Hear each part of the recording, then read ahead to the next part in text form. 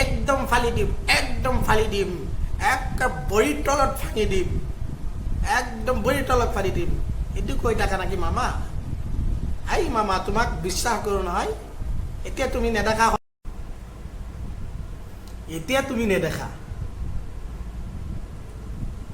দিনত নেদেখা মানুহক কি বুলি কয় জানেনে? দিনত নেদেখা মানুহক কুকুৰি বনা বুলি কয়। আৰু এটা অসমত নিউজ চেনেল আছে জানেনে? কিবা শৰ্মা বুলি, কিবা ঋতুস্পিন শৰ্মা বুলি। কিহৰ শৰ্মা আমি চবেই জানো, অসমৰ মানুহ গোটেই সোপা জানে। তুমি যে পকেটৰ যে শৰ্মা, গোটেই সোপা মানুহে জানে। কিবা আমিনুল ইছলামে কৈছিলে, কিবা কৈছে, আমিনুল ইছলামক কিবা গ্ৰেপ্তাৰ কৰিব পাৰিবনে? গ্ৰেপ্তাৰ কৰিব পাৰিবনে? এতিয়া তুমি নেদেখা হৈ গৈছা, নেদেখা হৈছা। গাৰ্লফ্ৰেণ্ডক গৈ পেলাই যে কাঠুৰি মাজতে বাবা দিবানে, বাবা দিবানে, কিবা দিবানে, দিলেহে পেট ভৰে। সেইটোৱে গাৰ্লফ্ৰেণ্ডৰ যে পতাকাত যে আমাৰ অপমান কৰি আছে, তুমি নেদেখা হৈ গৈছে নহয়। সেইটোৱেই তোমাৰ চৰিত্ৰ। তোমাৰ জানো, তোমাদেৰ পকেটৰ যে চৰিত্ৰ সেইটো সবাই জানে, সকলোৱে জানে।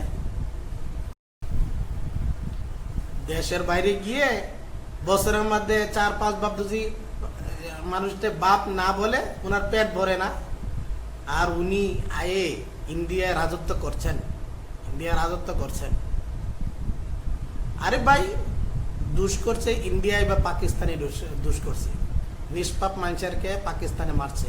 আমিও সাজা চাই, 100% আমিও সাজা চাই। কি দুষ করলো? আমার কালিমায় কি দুষ করলো? আরবিয়ান পতাকা কি দুষ করলো? আমার আল্লাহর কালিমা, আমার নবীর কালিমা কি দুষ করেছে? অবশ্যই দর্শক বন্ধুরা বলবেন।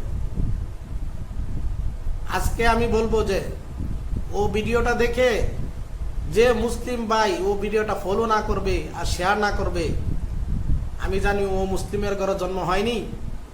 একটা 100% ও জন্ম কোথায় থেকে হয়েছে জানেন?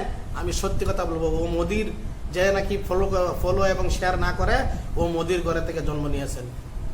ইনশাল্লাহ আমি বলে দিচ্ছি।